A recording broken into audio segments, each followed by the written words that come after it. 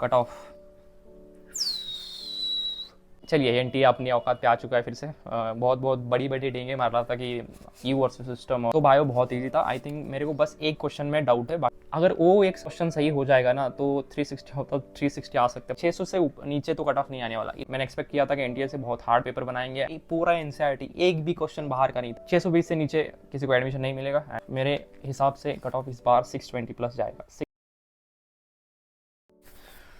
हाँ सो जी, हाँ अभी अभी जस्ट एग्ज़ाम देकर मैं घर वापस आया एंड भाई कट ऑफ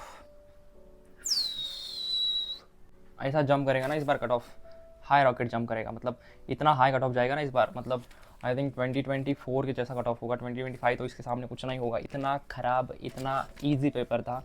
एंड जिन लोगों ने थोड़ा थोड़ा ऊपर ऊपर से करके गए ना थोड़े बहुत क्वेश्चंस, उनका निकल जाएगा। एंड बायो लेंदी था बट ईजी था, इतना ईजी था ना। मतलब बायो बहुत लोगों को ईजी लग रहा था बट बायो लेंदी था भाई। मुझे बायो करने में नियर अबाउट मेरे को कितना भी हार्ड पेपर हो मिनिमम लगते 1 घंटा 15 मिनट लगता है। बट इसको भी मेरे को 1 घंटा 15 मिनट लगे, बट इतना ईजी था ना पेपर। आई थिंक मेरा सारा इसमें से आई थिंक 360 आउट ऑफ 360 आने चाहिए बायो में, क्योंकि बायो अपन का बहुत स्ट्रांग है। अगर बायो बायो का पेपर अगर हार्ड आता ना तब मेरे को एक एक्स्ट्रा एज मिलती, क्योंकि बायो करने में लोग टाइम लगाते बट मैं बायो जल्दी कर लेता। एंड फिजिक्स केमिस्ट्री में मेरा उतना अच्छा नहीं है। दैट्स वाई मेरे को अगर बायो हार्ड होती तो एक्स्ट्रा एज मिलती। बट अभी कट ऑफ हाई जाएगा, बायो में सबके अच्छे आएंगे, मेरे तो अच्छे आएंगे ही बट सबके अच्छे आएंगे। सो आई थिंक मेरा उधर एक एक्स्ट्रा एज जो मिलती है मेरे को हर बार टेस्ट में, उसका वो इस बार नीचे आएगा। सो बायो बहुत ईजी था। आई थिंक मेरे को बस एक क्वेश्चन में डाउट है, बाकी सब मेरा आई थिंक सही हो जाएगा बायो में। एंड बाकी भाई केमिस्ट्री करने को मेरे को 1 घंटा लगा एंड फिजिक्स करने में टाइम नहीं मिला। फिजिक्स इजी था, मॉडरेट बोल सकते हैं इसको, बट पेपर बहुत इजी था। इतना पेपर इजी मतलब एक्सपेक्ट नहीं किया था कि इतना भी पेपर इजी आ सकता है। इतना एक्सपेक्ट नहीं किया था एनटीए से। एनटीए ने इतने बड़े बड़े फेंक रहा था कि you versus system, you versus upon NTA, ऐसा कुछ बोल रहा था। मुझे लगा कि भाई साहब 2025 से पेपर हार्ड आएगा, बट नहीं बहुत ईजी पेपर था। कट ऑफ मेरे हिसाब से कट ऑफ इस बार 620 प्लस जाएगा। 620 प्लस कट ऑफ जाएगा। 600 से नीचे तो कट ऑफ नहीं आने वाला। इतना इतना इस पेपर का इजी लेवल था कि 600 से नीचे कट ऑफ नहीं आने वाला है। एंड यही है कि बायो बहुत इजी था, फिजिक्स भी ठीक ठाक था एंड केमिस्ट्री भी इजी था।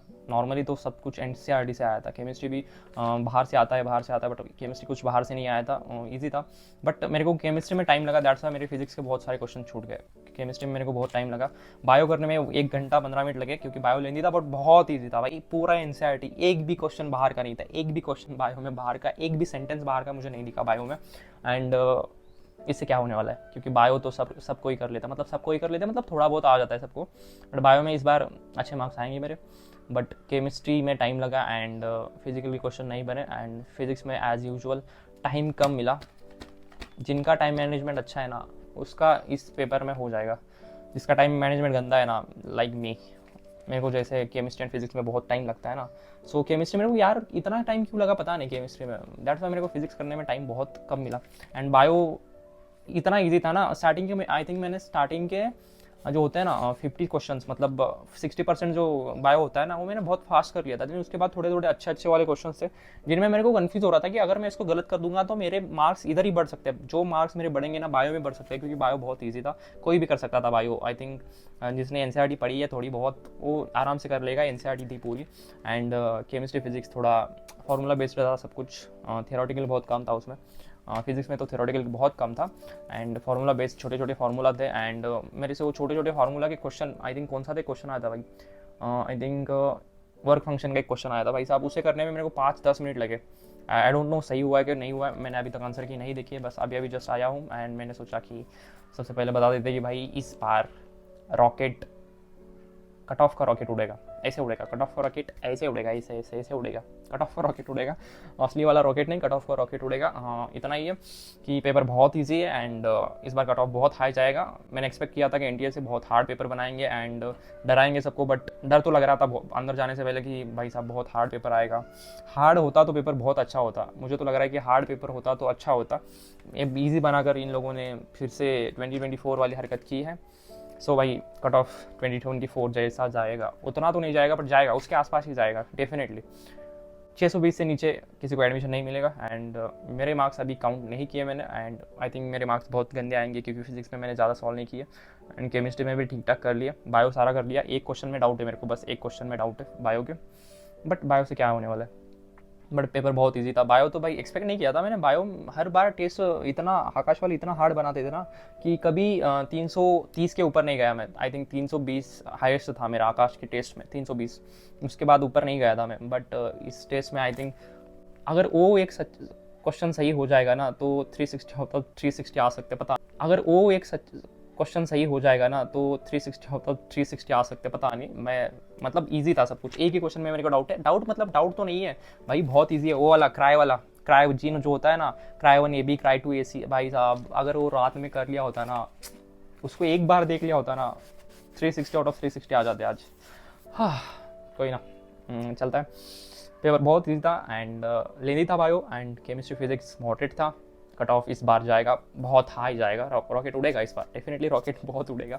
एक्सपेक्ट नहीं किया था रॉकेट उड़ेगा इतना। सो चलिए एनटी अपनी औकात पे आ चुका है फिर से। बहुत बहुत बड़ी बड़ी डेंगे मार रहा था कि यू वर्सेस सिस्टम बहुत तैयारी हो चुकी है, हम 1 साल से प्रिपेयर कर रहे हैं। हमें काहे का प्रिपेयर कर रहे हैं। मैनेजमेंट वैसे बोला था ना कि एग्ज़ाम सेंटर में डिस्टर्ब नहीं किया जाएगा, तो स्टार्टिंग में उन लोगों ने हमें मतलब एग्ज़ाम से पहले आधे घंटे पहले वो चल रहा था उनका प्रोसेस, अटेंडेंस लेने का, साइन करने का वगैरह चल रहा था। बट बीच में भी वो आ चुके थे, नियर अबाउट उन लोगों ने 10 मिनट तो खाए हम लोगों के साइन एटसेट्रा में। एनटी ने जो बोला था कि नहीं खाएंगे बट खा लिया, एट द एंड उन्होंने टाइम खा लिया। एंड जो वो बीच में इंस्ट्रक्शन बताते हैं ना, उसकी वजह से मेरे 10 मिनट उधर चले गए, 10 मिनट उन्होंने खाया, 20-25 मिनट तो अपन के जाते ही है हर बार। तो समझ लेना नीट का पेपर 3 घंटे का नहीं है, नीट का पेपर 2 घंटे 30 मिनट का है, 2.5 घंटे का पेपर होता है, इतना समझ लो। इतना प्रिपेयर करके जाओगे ना तो ठीक होगा। तो चलिए भाई इतना ही है। आज का व्लॉग मतलब आएगा, देखना वीडियो कि इतना बुरा दिन था मेरा आज, क्योंकि एग्ज़ाम तो अच्छा था बट टेस्ट सेंटर ढूंढना, एंड उसके बाद इतनी ट्रैफिक एंड पसीना गर्मी, एंड उसके बाद सारे जेरोक्स, पूरे 10-15 जेरोक्स के दुकान घूम लिए मैंने, सारे बंद थे आज। एंड उसके बाद बहुत दिक्कतें आई, एंड लास्ट में चाय भी ढूंढने की दिक्कत। अभी घर आ चुका हूँ, अभी थोड़ा खाना खाऊंगा, एंड उसके बाद देखते हैं भाई, कट ऑफ बहुत हाई जाएगा। चलो सी या, रात को 11 बजे मिलता है डेली। अपन इसके बाद डेली रात को 11 बजे आएंगे एंड सोचेंगे कि अपन अपनी लाइफ में क्या क्या करने वाले हैं। मतलब इस नीट की जर्नी के बाद, मतलब अभी नीट हुआ ना अपना, सो कौन कौन ड्रॉप लेने वाला है, क्या क्या करने वाला है, वो सब अपन बातें करेंगे। एज अ फ्रेंड मुझे कॉम्पिटिटर मत समझो भाई, मैं तुम्हारा दोस्त भाई, कुछ भी समझ सकते हो। बहन मत, मतलब भाई लड़की हो तो भाई मत समझना भाई। मेरे पास ऑलरेडी 2 बहनें हैं, सो लड़कियां भाई मत समझना। मेरे पास भाई मतलब बहनें हैं तो लड़के मेरे को भाई समझ सकते हैं, क्योंकि मेरे पास भाई नहीं है। सो ठीक है, मिलते हैं 11 बजे डेली आता हूँ मैं डेली। सिया।